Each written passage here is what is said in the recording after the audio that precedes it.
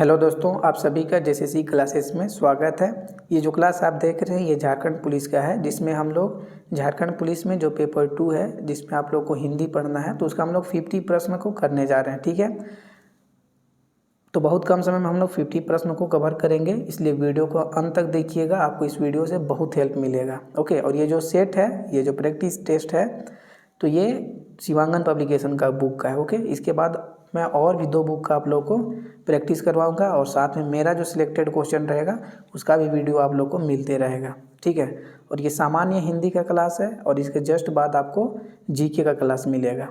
ठीक है, तो शुरुआत करते हैं और वीडियो को अंत तक देखिएगा। और वीडियो अच्छा लगता है तो लाइक शेयर जरूर से ज़रूर कीजिएगा। आप लोग लाइक शेयर नहीं करते हैं, तो आप लोग से रिक्वेस्ट है कि वीडियो को लाइक शेयर जरूर कीजिए।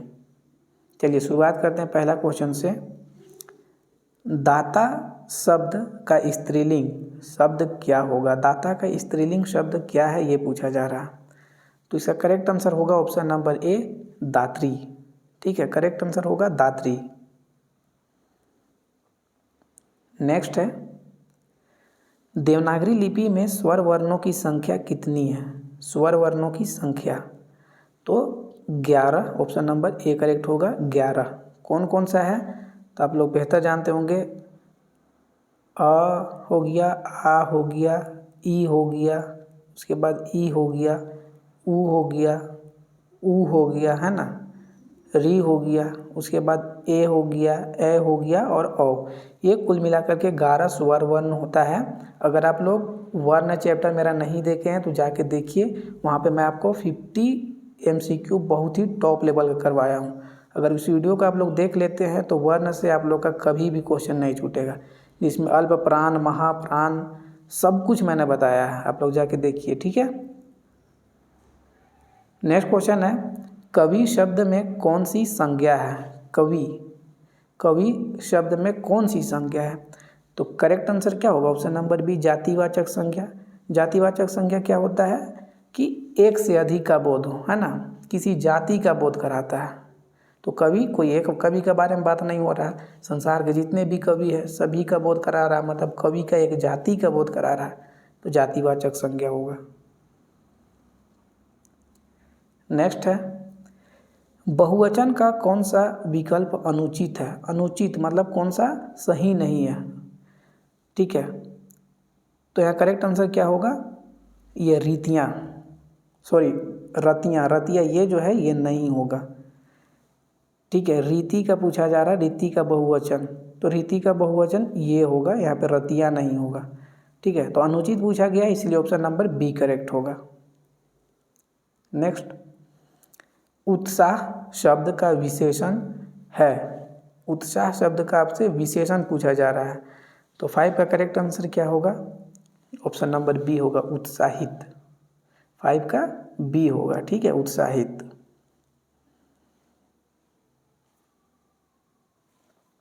नेक्स्ट, बच्चे बस से पाठशाला जाते हैं, इस वाक्य में कौन सा कारक है? ये सेंटेंस दिया हुआ है कि बच्चे बस से पाठशाला जाते हैं, इसमें कारक का भेद पूछा जा रहा है। तो अगर आप मेरा पहले का वीडियो देखे होंगे ग्रामर का, तो उसमें मैं आपको बहुत ही अच्छे तरीके से बताया हूँ कि जिस सेंटेंस में आपको माध्यम, कोई भी काम आप करते हैं उसमें किसी माध्यम के द्वारा करते हैं तो वहाँ पे करण कारक होता है। तो यहाँ आप जो भी बच्चे हैं वे पाठशाला जाते हैं, तो पाठशाला जाने का काम किस चीज़ से हो रहा है? बस से हो रहा है। ठीक है, तो एक माध्यम है बस, तो जहाँ पे माध्यम होता है वहाँ पे करण कारक होता है, इसलिए ऑप्शन नंबर डी करेक्ट हो जाएगा। नेक्स्ट, कल तापमान अधिक होगा, कल तापमान अधिक होगा, इस वाक्य का काल पहचानिए। आपको काल का भेद बताना है इसमें, तो कौन सा होगा? ये फ्यूचर का बात हो रहा है, भविष्यत काल होगा। Normal question. क्वेश्चन नंबर 8 है, अमी का तत्सम रूप है, तत्सम रूप पूछा जा रहा है। ठीक है, अमी का, तो 8 का करेक्ट आंसर क्या होगा? बी, अमृत। ठीक है, तत्सम रूप अमृत होगा। अब वीडियो अच्छा लग रहा है तो लाइक शेयर जरूर कीजिएगा। अगर आपको लगता है कि मैं आपको समझा पा रहा हूँ, अच्छे से कवर करा पा रहा हूँ, तो वीडियो को लाइक शेयर ज़्यादा कीजिए, लोगों को जोड़िए ताकि मुझे मोटिवेशन मिल सके। ओके, चलिए नेक्स्ट है, निम्न में तद्भव शब्द है, यहाँ पे आप तद्भव पूछा जा रहा है, तद्भव शब्द कौन सा है? तो 9 का करेक्ट आंसर होगा डी, दही। 9 का डी होगा। दही जो है ये तद्भव शब्द है और इसी का तत्सम शब्द अगर पूछ लिया जाए तो आप क्या बताइएगा, तो इसका होता है दधी, तत्सम रूप। ठीक है, तो ये शिवांगन पब्लिकेशन का जो है ये टेस्ट है, ये बहुत ही अच्छा टेस्ट है। तो इसको आप लोग को बहुत ही अच्छे से कवर करते जाना है। अगर इसमें जितना भी क्वेश्चंस दिया हुआ है आप कर लेते हैं तो ये गारंटी है कि आपका एक्सीड पक्का हो जाएगा। बहुत ही अच्छे ढंग से। इसका जीके पोर्शन भी बहुत अच्छा है और मैथ्स का भी क्वेश्चन बहुत अच्छा है इसका। ठीक है, तो इसको बहुत अच्छे से आप लोग करते जाइए। नेक्स्ट है, आकाश में चंद्रमा चमक रहा है, रेखांकित शब्द का पर्यायवाची निम्न में से नहीं है। मतलब कौन सा आकाश का पर्यायवाची नहीं है, ये पूछा जा रहा है। और मैं आपको बार बार बोल रहा हूँ कि जो नहीं रहता उसमें आपको फोकस करना है, क्योंकि यही चीज़ आप एग्ज़ाम में बैठिएगा ना तो इसी अगर फोकस नहीं कीजिएगा तो 2 से 3 क्वेश्चन यहीं पे आपका गलत हो जाएगा। इससे ज़रूरी है जहाँ पे नहीं पूछा है या असत्य कौन सा है ये सब में फोकस करना बहुत ज़रूरी होता है एग्ज़ाम में। जाना क्वेश्चन गलती हो जाता है नहीं फोकस करने से। ठीक है, तो 10 का करेक्ट आंसर होगा ऑप्शन नंबर ए, रसाल। 10 का करेक्ट आंसर हो जाएगा रसाल। बाकी ये जो व्योम हो गया, नभ हो गया, गगन हो गया, ये सभी आकाश का पर्यायवाची है। रसाल जो आप शब्द देख रहे हैं ये आम का पर्यायवाची है। ओके, तो नोट डाउन कर लीजिएगा। नेक्स्ट, आगामी का विलोम है। आगामी का विलोम पूछा जा रहा है, उल्टा पूछा जा रहा है। आगामी का विलोम शब्द क्या होगा, तो आगामी मतलब आने वाला, आने वाला। तो 11 का करेक्ट आंसर क्या होगा, आप लोग कीजिए। करेक्ट आंसर होगा ऑप्शन नंबर बी, विगत। विगत मतलब बीता हुआ, जो बीत चुका है। आगामी मतलब आने वाला, विगत मतलब जो बीत चुका है, बीता हुआ। नेक्स्ट, इनमें से कौन सा शब्द कनक का समानार्थी नहीं है। कनक का समानार्थी कौन सा नहीं है, ये पूछा जा रहा है। तो करेक्ट आंसर 12 का क्या होगा, ऑप्शन नंबर बी, मक्का। कनक का समानार्थी ये नहीं है। बाकी कनक का मीनिंग यही होता है, धतूरा भी होता है और आपका गेहूं भी होता है। ओके, चलिए नेक्स्ट, बढ़ा चढ़ाकर कहना के लिए एक शब्द है। बढ़ा चढ़ाकर कहना, इसके लिए एक शब्द किसका प्रयोग होगा, तो 13 का करेक्ट आंसर होगा डी, अतिशयोक्ति। किसी भी चीज़ को बढ़ा चढ़ाकर कहना उसी को बोला जाता है अतिशयोक्ति। नेक्स्ट, कमर टूटना मुहावरे का अर्थ होगा। कमर टूटना मुहावरे का अर्थ क्या है, तो 14 का करेक्ट आंसर क्या होगा, ऑप्शन नंबर ए, निराश होना।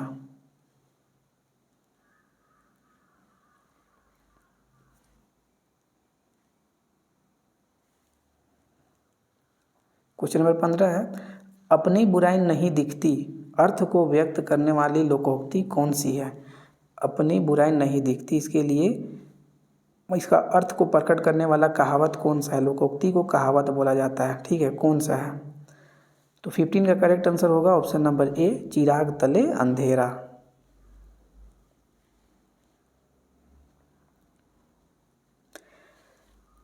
प्रति उपसर्ग से बना शब्द निम्नलिखित में से कौन सा है। उपसर्ग जो पहले जुड़ता है, तो यहाँ पे एक ही दिख रहा है ऑप्शन नंबर ए, प्रतिकूल, है ना। कुल जो सब मूल शब्द है कुल, उसमें जुटा हुआ है प्रति उपसर्ग, तो 16 का वो हो जाएगा ए। सावधानी में कौन सा प्रत्यय है। सावधानी शब्द में कौन सा प्रत्यय है, तो सावधान हो जाएगा यहाँ पे मूल शब्द, प्रत्यय अंत में जुड़ता है ना, और फिर यहाँ पे ई जुटेगा, तो ऑप्शन नंबर सी करेक्ट हो जाएगा। नॉर्मल क्वेश्चन है।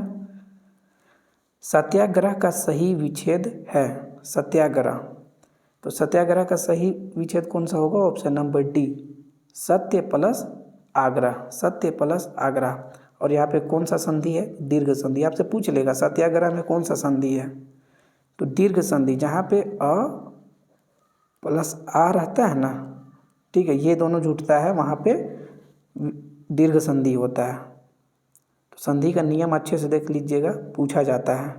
एक एक क्वेश्चन आपके लिए बहुत इंपॉर्टेंट है, ध्यान दीजिएगा। जो भी एक्स्ट्रा फैक्ट बताते जा रहे हैं हर हाल में नोट डाउन करते जाइए, वही सब प्रश्न पूछेगा और वही सब औरों से गलती कराएगा और वही सब आप ठीक कर पाइएगा और उसी में आपका नौकरी होगा, समझे। तो ध्यान देना इस सब चीज़ को।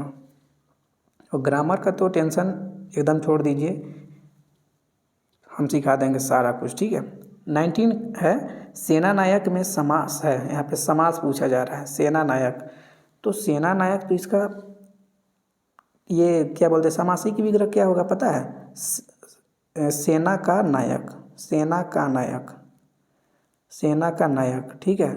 ये किसका है, संबंध कारक का है। तो कार तत्पुरुष समास जो होता है उसी का एक भेद होता है संबंध तत्पुरुष, ठीक है। तो यहाँ पे ऑप्शन नंबर डी करेक्ट हो जाएगा। ये सेना नायक जो आप शब्द देख रहे हैं इसमें कौन सा समास है, तो तत्पुरुष समास है। समास का वीडियो नहीं देखे जाके देखिए, मेरा बहुत ही अच्छे से पढ़ाया हुआ है। सीटी बजी और सभी प्रतिभागी तेजी से दौड़े, रचना की पुष्टि से वाक्य का कौन सा प्रकार है। सीटी बजी और सभी प्रतिभागी दौड़े, देखिए रचना के दृष्टिकोण से 3 भेद होता है आप वाक्य का, ओके। इसी में आपसे प्रश्न पूछ लिया जाएगा कि रचना के दृष्टिकोण से वाक्य का कितना भेद होता है, 3, सरल वाक्य, संयुक्त वाक्य और मिश्रित वाक्य। तो ये जो सेंटेंस दिया है उसमें आपसे पूछा जा रहा है कि कौन सा इसमें वाक्य का कौन सा भेद है।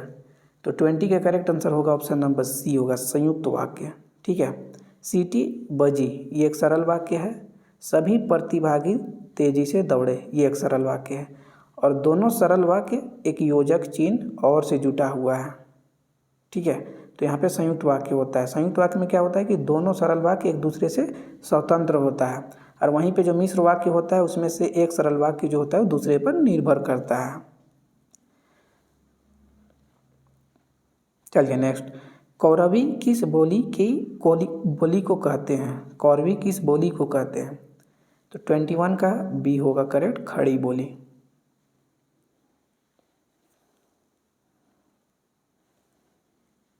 नेक्स्ट, दुशासन का संधि विग्रह होगा, इसका संधि विग्रह कौन सा होगा, तो ऑप्शन नंबर सी होगा दुशासन। और यहाँ पे आप देख पा रहे हैं विसर्ग संधि है ना, ये विसर्ग चिन्ह। अच्छा, एक नॉर्मल क्वेश्चन आपसे पूछ लेगा कि विसर्ग का मतलब जो उच्चारण होता है वह कौन सा ये में होता है, वर्ण में होता है, तो हाँ याद रखिएगा, ठीक है। नेक्स्ट, हिंदी के अन्य पुरुष के निश्चय वाचक सर्वनाम का अविकारी रूप है, अन्य पुरुष, अन्य पुरुष का निश्चयवाचक सर्वनाम का अविकारी रूप पूछा जा रहा है। तो 23 का करेक्ट आंसर होगा ऑप्शन नंबर ए, ठीक है। 23 का होगा ए, वाह, अन्य पुरुष है ना, वाह।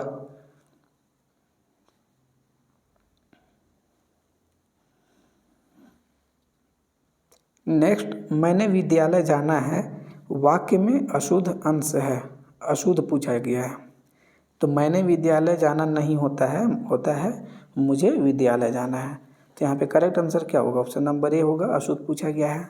नेक्स्ट, निम्नलिखित में अशुद्ध छांटिए, अशुद्ध कौन सा है ये पूछा जा रहा है। तो ऑप्शन नंबर डी करेक्ट होगा, ये अशुद्ध है। क्यों होगा, क्योंकि आविष्कार होता है, ठीक है, आविष्कार होता है, आविष्कार होता है ना कि आविष्कार, इसलिए ऑप्शन नंबर डी।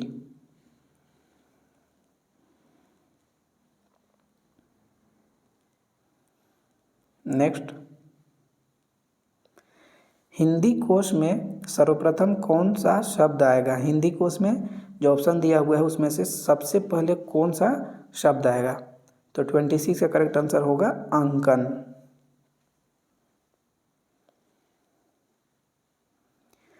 चमक उठी सन 57 में वो तलवार पुरानी थी, रस भेद बताइए।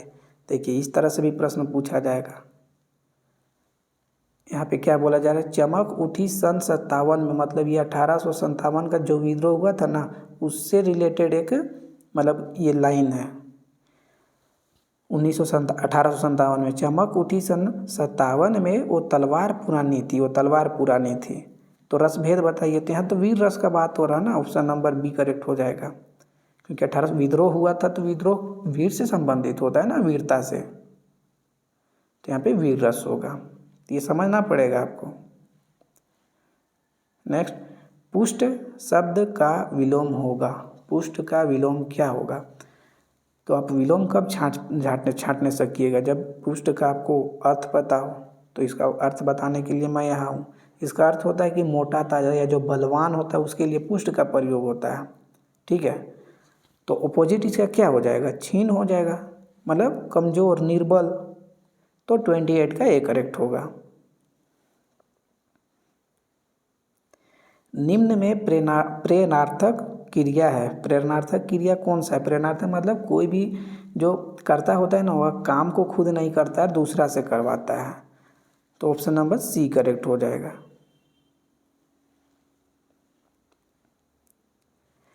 निम्न में से कौन एक अल्पप्राण ध्वनि है? यही सब तो आपसे पूछेगा। अल्पप्राण ध्वनि कौन सा है, महाप्राण ध्वनि कौन सा है? तो देखिए, पहले जानना पड़ेगा कि अल्पप्राण ध्वनि को किसको को बोलते हैं। तो जो क वर्ग होता है, क वर्ग से लेकर के प वर्ग तक जितने भी वर्ण है ना, तो उन सभी का पहला वर्ण, तीसरा वर्ण और पांचवा वर्ण। ठीक है, पहला, तीसरा और पांचवा कहाँ से कहाँ तक? क से प वर्ग। और साथ में जो अंतस्थ व्यंजन है ना, य र ल व, अंतस्थ व्यंजन य र ल व, तो ये सभी होते हैं अल्पप्राण। तो आप देखिए इसमें से कौन सा होगा। तो देखिए क वर्ग में देखिएगा ख, तो ये तो दूसरा पोजीशन पे आएगा। घ भी चौथा पोजीशन पे आएगा। ठीक है, अब ये ध देख रहे हैं तो ये दूसरा पोजीशन पे आएगा। ठीक है, ये चौथा पोजीशन पे आएगा त वर्ग में। तो ये तीनों तो नहीं होगा। तो पहला पोजीशन देखिए, क वर्ग में पहला स्थान पर कौन सा है? क है ना, तो ये इसी का बात हो रहा है। तो यहाँ पे हो जाएगा क करेक्ट आंसर होगा। आप छांटने तब सकिएगा जब आपको पता होगा कि अल्पप्राण किसको कहते हैं। तो अगर सीखना चाहते हैं तो मेरा वर्ण का वीडियो देख लीजिए। जीवन में कभी भी दिक्कत नहीं होगा, वर्ण चैप्टर से इतना अच्छा से पढ़ाया हुआ है। नेक्स्ट, रुख का पर्यायवाची शब्द है। तो 31 का करेक्ट आंसर क्या होगा? Option number C. ठीक है, तड़का। नेक्स्ट, अंडे सेना मुहावरे का अर्थ है। अंडे सेना मुहावरा है, इसका अर्थ पूछा जा रहा है। 32 का करेक्ट आंसर होगा घर में बेकार बैठना।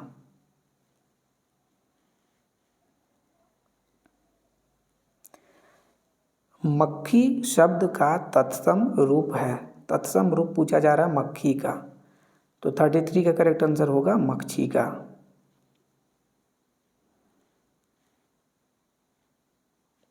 निम्नलिखित में से शुद्ध शब्द है। शुद्ध शब्द कौन सा है, ये पूछा जा रहा है। तो 34 का करेक्ट आंसर होगा जिजीविषा। तो इस तरह से प्रश्न आपसे पूछा जाएगा। तो अगर आप देख पा रहे होंगे कि यहाँ ये जो सेट है इसमें हर तरह का क्वेश्चन शामिल किया गया है, इसीलिए आपको बहुत ही अच्छे से पढ़ना है इसको। पेज क्वालिटी हालांकि कोई खास नहीं है, जिसकी वजह से ये आप ब्लैक देख पा रहे हैं। ये पेज क्वालिटी अच्छा नहीं है बुक का, वही बात है, बाकी कंटेंट बहुत अच्छा है इसका। 35 है, वह भाई जो अन्य माता से उत्पन्न हुआ हो कहलाता है।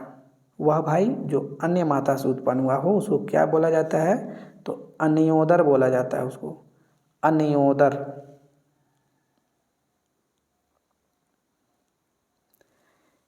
यहाँ आनंद मंगल है, चिंता की कोई बात नहीं है। माता जी को तेज ज्वर है। उपयुक्त वाक्य में दोष है। उपयुक्त वाक्य में कौन सा दोष है ये पूछा जा रहा है। तो 36 का करेक्ट आंसर होगा सी, पक्ष दोष।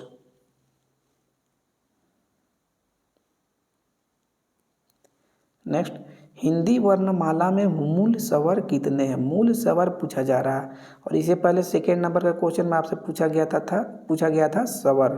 तो स्वर वर्णों की संख्या 11 है, जो हम आपको बताए। यहाँ पे मूल स्वर पूछा जा रहा है, तो मूल स्वर की संख्या जो है 4 है।